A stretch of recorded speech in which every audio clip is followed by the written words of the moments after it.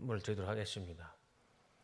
중간에 서 있던 라우디아 교회라는 제목으로 말씀을 은혜하고자 합니다. 지금까지 이제 수요 예배는 계시록에 나오는 7교회를 말씀을 드렸습니다. 지난번까지는 빌라델피아 교회를 말씀을 드렸죠. 이 빌라델피아 교회는 한마디로 하나님의 칭찬만 받았던 교회입니다. 꾸중이 없었습니다. 너희가 내 계명을 잘 지켰고 인내하며 믿음을 지켰다. 그래서 하나님이 필라델피아 교회 성도들을 칭찬해 주었습니다. 그리고 또 하나의 교회가 있었죠. 어디일까요? 서머낙교회. 서머낙교회와 이 빌라델피아 교회 두 교회만 하나님이 징계가 없으시고 칭찬하셨습니다. 그 전에 설교들을 아마 참고해 보시면 지금까지 했던 말씀, 그 교회의 말씀들을 참고하실 수가 있을 것 같습니다. 그리고 오늘은 7교회의 마지막 교회인 라우디게아 교회에 하나님의 예수님이 어떤 말씀을 하셨는지 그것을 찾아보고 잠시 은혜를 나누고자 합니다. 이 라우디게아 교회의 위치를 보시면 이제 소아시아와 아시아 구별이 되시죠? 터키가 아시아고, 한마디로 말해서 터키가 지금 트르키예가 아시아고, 소아시아는 저기 7교회가 있는 서쪽, 트르키예의 서쪽이 소아시아입니다. 우리나라 대한민국과 중국, 일본 포함한, 호수를 포함한 아시아가 아니고 성경의 아시아는 그냥 트르키예만 생각하시면 됩니다. 저 소아시아 7교회의 마지막 에베소, 서모나, 버가모, 두아디라, 사데, 빌라델피아, 그리고 마지막 오늘 라우디아 교회, 저렇게 위치에 있습니다. 내려주시고 이 교회라고 추정이 되는 유적이 발견이 됐습니다. 사진 보여주시면 저게 이제 추정으로 저게 라우디아 교회일 것이다라고 추정을 합니다. 크지가 않죠. 내려주시고, 라우디아 교회는 누가 설립을 했냐면 에바브라라는 사람이 이 라우디아 교회를 설립을 합니다. 그러니까 바울과 같이 복음을 전했던 이 라우디아 에바브라가 다 바울과 같이 이 교회를 설립했다고 합니다. 에바브라는 누구냐면 골로새서 4장 12절과 13절의 말씀을 보여주시면, 자, 그리스도 예수의 종인 너희에게서 온 에바브라가, 그리고 13절, 그가 너희와 라우디게아 있는 자들과 히에라볼리에 있는 자들을 위하여 많이 수고하는 것을 내가 증언하노라. 저 라우디게아 교회와 또 히에라볼리라는 지역이 있는데 거기는 교회는 없습니다. 근데 거기에 에바브라가 교회를 세우게 되죠. 그리고 저 히에라볼리라는 저 지역은 라우디게아 교회와 아주 밀접한 관계가 있습니다. 그건 제가 좀 후에 말씀을 드리겠습니다. 그래서 이 라우디게아 교회는 에바브라라는 사람이 교회를 설립을 했고, 에바브로디도라는 사람이 있습니다. 에바브로디도와 또 에바브라는 같은 사람이 아닙니다. 그러니까 이름이 비슷할 뿐이지 제가 이름도 잘 읽기도 힘들어요. 에바브로디도는 빌립보 교회 사역자이고 에바브라는 라우디게아 교회 사역자입니다. 다른 사람이에요. 비슷한 것 같지만 다른 사람입니다. 그리고 이 라우디게아 명칭은 기원전 3세기 예수님이 오시기 전 300년 전에 이 지역을 통치했던 시리아 왕 안티오쿠스 2세가 자신의 아내의 이름이 라우디케인데 그 자신의 아내의 이름을 따서 라우디게아라는 이름을 짓게 됩니다. 그러니까 그 자신의 아내의 이름인 거죠. 그리고 이 도시의 특징은 이 안약과 귀병, 이 안약과 귀를 치료하는 특효약을 만들던 도시였습니다. 그래서 의학이 많이 발달한 도시이기도 하고, 이 의사를 키우는, 지금으로 얘기하면 의대가, 의과대학, 의료를 가르치는 학교가 있었던 아주 번성했던 도시가 이 라오디게아 교회 도시였습니다. 본문 14절 말씀을 보시면 이런 배경을 통해서 이제 말씀을 보겠습니다.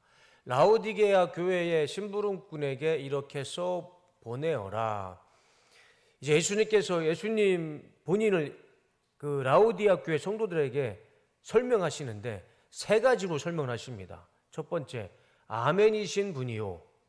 두 번째, 신실하시고 참되신 증인이시요. 세 번째, 하나님의 창조의 처음이신 분이 말씀하신다. 세 가지죠. 놔둬보세요, 말씀. 첫 번째, 아멘이신 분이요. 신실하시고 참되신 증인이시요. 하나님의 창조의 처음이신 분이다. 참되신 증인과 하나님의 창조의 처음이신 분은 우리가 어느 정도 이해는 하겠는데, 아멘이신 분이요. 이거는 좀 우리가 이해하기 쉽지 않죠. 아멘이신 분이요. 네, 이제 내려주세요. 이 아멘이신 분이시오라는 이 말씀은 헬라어로 보면 호 아멘입니다. 호 아멘. 정확한 의미는 아멘인 자입니다. 아멘인 자. 이사야 65장 16절 말씀을 보면 여기에 하나님을 이렇게 표시합니다. 진리의 하나님. 이 진리의 하나님이라고 이 이사야 65장 16절에 하나님을 묘사하는데, 저 성경을 70인역, 우리 성경 공부하시는 분은 아마 아실 텐데, 이 70인역이라고 72명의 그 당시 1세기에 있었던 성경학자들이 모여서 성경을 번역을 했습니다. 근데 헬라어로 번역했을 때 저 진리의 하나님을 아멘이신 하나님으로 번역을 합니다. 내려주세요, 이제. 진리의 하나님을 헬라어로 번역했을 때 아멘이신 하나님이라고 번역을 한 거죠. 이 아멘의 뜻은 우리가 다 알고 있는 것처럼 정말로, 진실로 그렇게 되기를 믿습니다. 이루어지기를 믿습니다. 이게 아멘이잖아요. 그런데 이런 의미도 있을 뿐만 아니라 이 진리의 하나님이라는 의미도 있다는 겁니다. 그래서 호 아멘, 아멘이신 분, 또 아멘이신 분이시오, 이렇게 해석을 하게 됩니다. 진리인 자, 진리이신 하나님, 호 아멘. 예수님 본인을 아멘인 자라고, 진리인 자라고 표현을 하셨던 거죠. 제가 20대 신학교 다닐 때 한참 우리 한국교회 25년, 거의 30년 전이죠. 30년 전에 한국교회에서 가장 그 핫한 목사님이 전병훈 목사님이었습니다. 아마 아시는 분도 계실 거예요. 이 전병훈 목사가 갑자기 정말 혜성처럼 낙타무릎이라는 책을 한 권을 출판했는데 그것이 베스트셀러가 되고 한국교회에 아주 영향력 있는 목사가 됐습니다. 청년 사역을 참 잘했어요. 이분이 그 3일교회에 부임을 했는데 80명이었던 교회가 15년 만에 16,000명으로 부흥을 합니다. 어마어마한 메가처치로, 우리나라에서 치면은 정말 메가처치죠. 80명이 16,000명으로 부흥을 했는데 15년 만에. 근데 지금은 이 목사가 어떻게 하고 있냐면, 다 아시죠? 성추행을, 청년 대학생, 여자 대학생 청년을 성추행해서 성추행범으로 징역을 살았습니다. 그리고 자숙을 하고 목회를 안 하면 더 한국교회에 참 덕이 됐을 텐데, 그 전병욱 목사를 추종하는 성도들이 있다 보니까 그 사람들 데리고 홍대에 가서 홍대 세교회를 세우고 지금 목회를 하고 있습니다. 저도 신학교 때 이분의 그 낙타무릎부터 해서 그분이 나온 책들은 다 읽어보았고, 그때는 이제 테이프잖아, 설교 테이프. 그것도 구입을 해서 설교 테이프도 들으면서 참 은혜를 받았습니다. 근데 제가 그때 그 목사님의 설교를 듣다가 정말 이해가 안 되는 한 가지 이제 말씀이 있었어요. 그게 뭐냐면, 자기는 설교 시간에 절대 성도들한테 아멘을 하지 말라고 얘기한답니다. 그 삼일교회에는 아멘이 금지였다고 합니다. 그 이유가 뭐냐면 성도들이 아멘을 하면 귀에 거슬린대요. 아멘을 설교하다 보면 성도님들, 저도 그렇지만 마음에 은혜가 있으면 자동으로 나오는 게 아멘이잖아요. 근데 그 전병호 목사님은 아예 아멘을 금지시켜 놨습니다. 이유는 자기 설교하는데 귀에 거슬리니까. 저는 그 대목을 듣고 전 도저히 이해가 안 됐습니다. 왜 그럴까? 그게 귀에 거슬릴 일일까? 저는 참 이해할 수가 없었는데, 자신이 귀에 거슬린다고 해놓고 지금 한국교회에 많은 거슬리는 일을 해놓고 있죠. 전병호 목사가 사실. 근데 저는 그 전병호 목사의 말을 전 동의할 수가 없습니다. 왜 설교 시간에 아멘을 못하게 할까? 이 아멘이라는 단어가 얼마나 좋은 의미가 있겠습니까? 진실로 그렇게 되기를 믿습니다. 이루어지기를 믿습니다. 진리이신 하나님. 이 얼마나 단어 자체에 진리가 있고 하나님의 메시지가 있잖아요. 그거를 왜 못하게 할까? 저도 13년 동안 아멘이 없는 조용한 교회에서 설교를 하고 목회를 했습니다. 진짜 예배 시간에 조용했어요. 얼마나 조용했냐면 자는 친구들도 많았습니다. 너무 조용해서 아예 처음부터 예배당에 에어팟을 끼고 오는 일도 있습니다. 제가 예배 시간에 일부러라도 아멘하면 안 해요. 20대 청춘들이 자존심이 세가지고 아멘을 그렇게 안 합니다. 그렇게 조용한 교회에 있다가 제가 작년 3월에 뚝섬교회에 처음으로 예배를 드리는데 우리 성도님들이 아멘을 해주시는 겁니다. 제가 얼마나 힘이 났는지 몰라요. 근데 요즘은 조금 아멘 소리가 줄어들었습니다.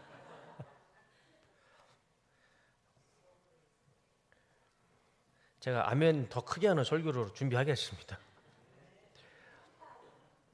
그래도 이거 보세요. 이거 아멘 안 하시잖아요. 저는 설교 시간에 아멘, 우리 그 군인들한테도 설교 시간에 아멘 하라고 일부러라도 더 하라고 합니다. 그래야 더 집중하게 되고 또 귀 기울이가 되는데 아멘을 하지 말라는 건 난 저는 도저히 이해할 수도 없고 참 그게 맞는지 또 회의적인 생각이 듭니다만 예배 시간은 우리 하나님 예배 드릴 때는 이 아멘이라는 고백을 하는 게 좋은 것 같아요. 구약 성경에도요 수많은 구절에서 아멘으로 응답하라, 아멘으로 화답하라 수없이 하나님 말씀하십니다. 그리고 사실 아멘이 있는 교회가 살아있는 교회고 또 아멘이 있는 곳이 또 은혜가 있는 곳이죠. 이 아멘이라는 말씀처럼 하나님의 진리를 믿습니다. 또 하나님은 진리이십니다. 이 고백을 우리 성도님들 삶 가운데 신앙생활 가운데 많이 선포하시고 또 많이 쓰셨을 때 정말 우리 안에 그대로 되는 은혜가 나타날 것이고 진리의 하나님이 우리의 고백대로 우리 삶 가운데 진리 안에 자유함을 주실 줄로 믿습니다. 감사합니다. 본문 15절과 16절의 말씀을 보시면 이제 라오디게아 교회 하면 이제 이 구절이 떠오르죠.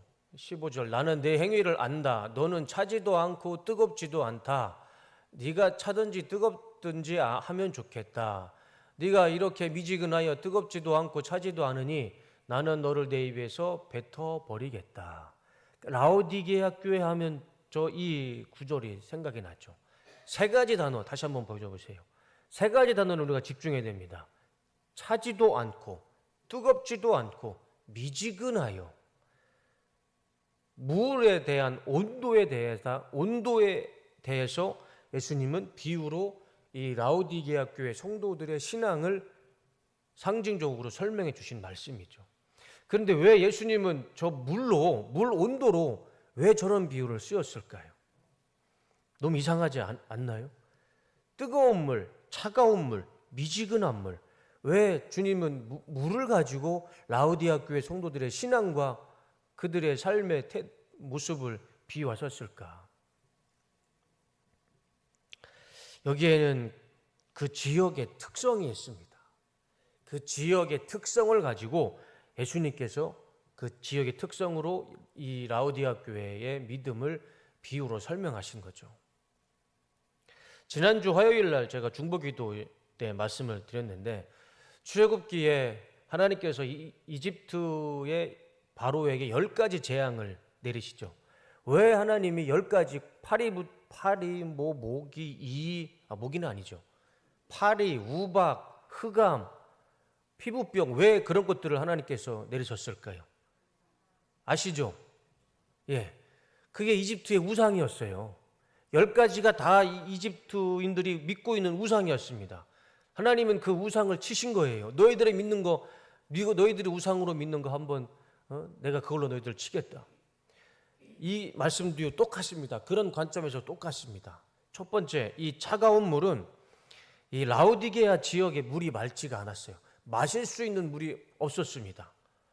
이스라엘처럼 석회가루가 가득 있는 물이라서 이걸 마실 수도 없고 씻을 수도 없고, 그래서 이 라오디게아 사람들은 물을 어디서 끌어왔냐면 라오디게아 밑에 있는 골로새라는 지역이 있습니다. 그 골로새라는 지역에서 물을 끌어왔었어요. 근데 그 골로새 물은 차갑고 시원한 냉수였습니다. 그래서 이 골로새 도시에 있었던 이 차가운 물, 시원한 냉수, 이것을 비유해서 차갑던지 라는 말씀으로 물이라는 비유로 말씀하셨고, 이 뜨거운 물은 뭐냐면 라오디게아에서 북쪽으로 6.5km 조금만 올라가면 거기에 아까 제가 말씀드렸던 히에라볼리라는 지역이 있습니다. 히에라볼리는 뭐가 유명하냐면 뜨거운 온천수가 유명한 곳입니다. 그러니까 북쪽에 있는 히에라볼리에 있는 아주 뜨거운 물이 수로를 타고 이 어디입니까? 라오디게아 지역에 도착했던 겁니다. 그러니까 뜨거운 물은 바로 이 히에라볼리에 나오는 온천수를 이야기합니다. 그러면 6.5km를 수로를 타고 내려오면 그 뜨거웠던 물이 이 라오디게아 지역에 도착을 하면 그 물이 여전히 뜨거울까요? 아니면 냉수로 차가워질까요? 미지근한 물이 되겠죠. 그래서 그 라오디게아 지역에 있는 그 온수는 그냥 미지근한 물이었어요. 그래서 예수님은 그거를 비유하신 겁니다.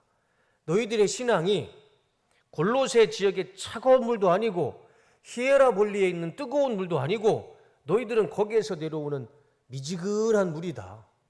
그렇게 그 지역에 있는 물을 가지고 예수님께서 비유로 말씀하셨던 거죠. 그래서 주님은 그들의 지역의 특성에 있는 물의 온도로 그 라오디게아 교회 성도들의 믿음을 설명하셨던 겁니다. 이런 것들을 하나씩 참 찾아가 보면 예수님이 비유로 하신 말씀이 참, 이렇게 표현하면 그렇지만 참 우리 예수님 이 비유 쓰시는 말씀이 너무 기가 막힙니다. 어떻게 그렇게 물의 온도를 가지고 설명으로 하고 비유를 하실 수 있을까? 차가운 골로새의 냉수, 뜨거운 히에볼리의 온천수, 이것도 아니고 저것도 아닌 라오디게아의 미지근한 물, 이런 미지근한 물을 가지고 있는 너희들을 내가 내 입에서 뱉어버리겠다. 그 말씀을 하신 것이죠. 그러니까 이 말씀을 비추어서 생각해 보면 이 라오디게아 교회 성도들은 예수님을 믿는 것 같지만 믿지도 않았고, 이게 신자인 것 같지만 신자가 아닌 것 같고, 그러니까 정체성이 불분명했던 사람들이 바로 이 라오디게아 교회 성도들이었던 것 같습니다. 그 이유도 왜 그들이 그렇게 뜨뜻미지근한지, 이것도 아니고 저것도 아니고 미지근한 신앙을 가졌는지 그 이유도 우리 성경을 통해서 알 수가 있어요. 17절 말씀입니다. 다 같이 읽어보겠습니다. 자, 시작.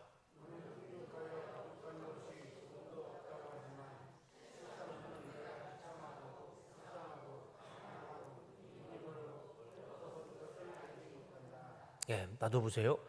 너는 풍족하여 부족한 것이 조금도 없다고 하지만 너희들은 많은 것을 가지고 있지만 내가 보기에는 너희들은 비참하고 불쌍하고 가난하고 눈이 멀고 벌거벗은 자들이다.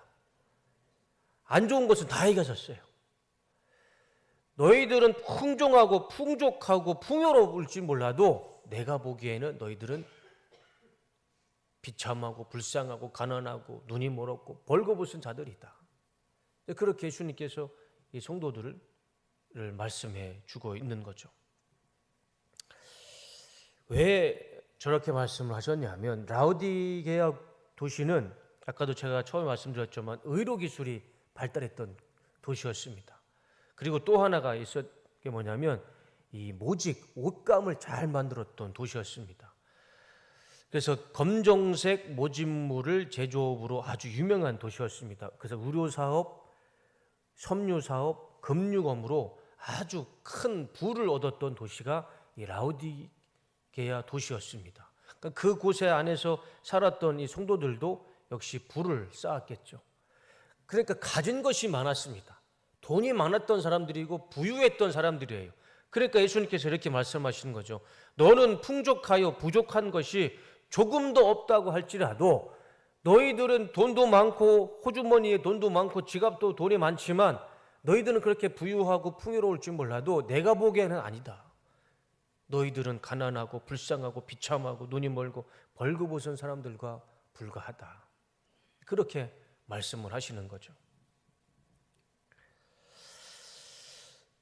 그들은 가진 것은 많이 있을진 모르겠지만 영적으로는 아주 빈약했고 가난했던 사람들이 이 라오디아 교회 성도들이었습니다. 이 말씀을 들어보면 우리가 서머나교회 성도들하고 약간 비교가 되죠. 서머나교회 성도들에게 주님께서는 뭐라고 말씀하셨냐면 계시록 2장 8절과 9절 아마 기억이 나실 겁니다. 서머나교회의 심부름꾼에게 이렇게 써보내라. 처음이며 마지막이요 죽으셨다가 살아나신 분이 이렇게 말씀하신다. 나는 네가 당한 환난과 궁핍을 알고 있다. 그런데 사실 너는 부요하다. 너는 궁핍하지만 너의 현실은 환난과 궁핍이 있지만 내가 보기에는 너희들이 가장 부유하다. 반대잖아요. 이 라오디게아 교회는 풍요로운데 너희들은 가난하다라고 표현하고 계시고 서머나 교회는 궁핍하지만 너희들이 부자다. 그렇게 주님께서 말씀해 주십니다. 이 서머나 교회가 어느 정도 궁핍했냐면 사진 보여주세요. 아마 이 사진도 기억하실 겁니다. 이 서머나 지역의 성도들은 워낙 핍박이 많다 보니까 지하에 저렇게 두더지처럼 땅굴로 지하에서 삶을 살았던 사람들이 이 서머나 교회였습니다. 땅 속에서 사는데 뭐가 가지고 있겠습니까? 뭘 할 수가 있겠습니까? 가장 궁핍했지만 그런데 주님은 저들을 향해 너희들은 부유한 자들이다. 그렇게 칭찬하신 거죠.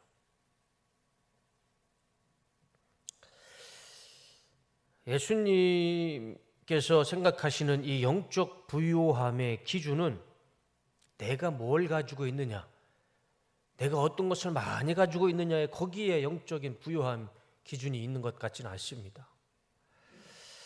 예수님이 원하시는 영적 부유함은 이 서머나 교회의 부유함이죠. 내가 비록 가진 것은 없을지라도 궁핍할지라도 그 신앙, 그 믿음을 잃지 않는 것, 인내하는 것, 그것이 하나님 보시기에는 영적으로 부유함과 영적으로 가난한 그 기준이 되는 것 같습니다. 서머나 교회는 아무것도 없었지만 영적으로는 부유한 자였고 이 라오디아 교회는 많은 것을 가졌지만 영적으로는 가난했던 사람들이 이 라오디게아 교회 성도들이었습니다. 제가 서머나 교회에 대해서 말씀을 드릴 때 그 교회의 지도자였던 폴리캅을 제가 말씀을 드렸던 것 같습니다. 사진 한번 보여주시죠. 이 폴리캅이 죽을 때 이런 말을 하죠. 저는 이제 86세입니다. 살 만큼 살았지요. 사랑하는 주님은 내 일생 동안 한 번도 날 해롭게 한 일이 없습니다.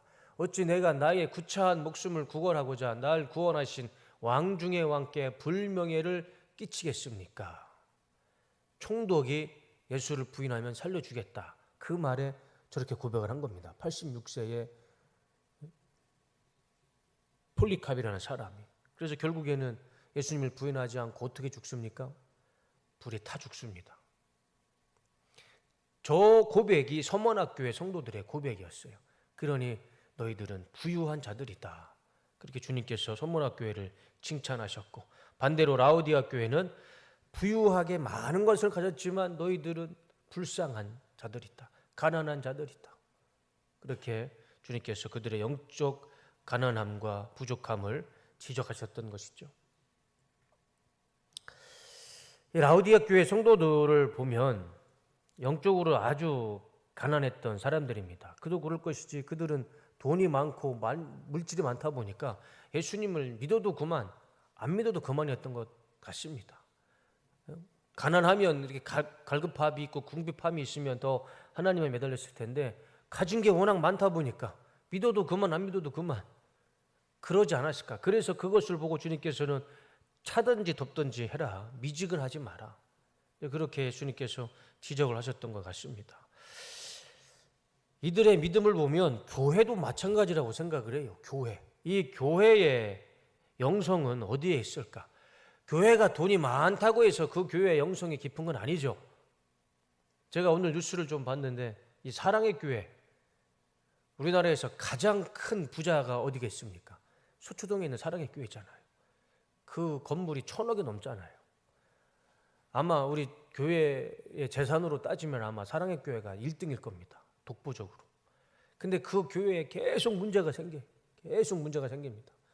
담임 목사, 오정현 목사가 박사학위도 거짓이고 논문도 거짓이고 문제도 많고, 과연 돈이 많고 교회가 크다고 해서 그 교회가 진짜 영적으로 건강한 교회일까?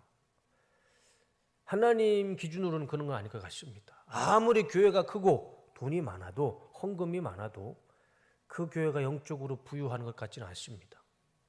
차라리 돈이 없고 성도수가 적더라도 거기에 믿음을 지키는 사람이 있으면 그 교회가 진짜 영적으로 부흥하는 교회이고 살아나는 교회이고 살아있는 하나님의 칭찬받는 서머나 교회, 필라델피아 교회 같은 교회라 생각을 합니다. 우리 뚝섬 교회도 헌금을 많이 가지고 있죠. 교회의 영적인 기준은 그 헌금을 어디에 어떻게 쓰느냐, 거기에 우리 교회의 영성이 나타날 것이라 생각을 합니다. 우리가 하나님의 이 헌금을 어떻게 어디에 목적에 맞게 사용하느냐, 거기에 교회의 영성이 나타나는 것이라 생각을 합니다. 자, 18절 말씀을 보시면 이제 주님께서 징계를 하시고 그 징계에 대한 영적인 이 가난함에 대한 그들에게 어떻게 해야 영적으로 부유할 수 있는지 그 방법을 말씀해 주십니다. 그러므로 나는 내게 권한다. 네가 부유하게 되려거든, 영적으로 부유하게 되려거든 3가지만 하면 됩니다. 우리에게 하시는 말씀이기도 하죠. 첫 번째, 불에 정련한 금을 내게서 사고, 첫 번째, 불에 잘 정련된 정금을 사고, 두 번째, 내 벌거벗은 수치를 가려서 드러내지 않으려거든 흰옷을 사서 입고, 세 번째, 내 눈이 밝아지려거든 안약을 사서 눈에 발라라. 3가지예요. 그리고 19절, 나는 내가 사랑하는 사람은 누구든지 책망도 하고 징계도 한다. 그러므로 너는 열심을 내어 노력하고 회개하여라. 저 3가지를 노력해서 실천하라는 것이죠. 저 세 가지를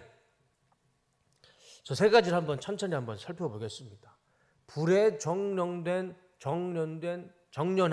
금을 내게서 사고. 자, 이 말씀의 의미가 뭘까요? 이 말씀은 욥기서 23장 10절의 말씀을 보면 이해하기가 좀 편하실 겁니다. 나의 가는 길을 오직 그가 아시나니 그가 나를 단련하신 후에는 내가 정금같이 나오리라. 정금을 사라는 것이 뭔가요? 주님께서 훈련을 시키시고 단련을 시키신다는 것이죠.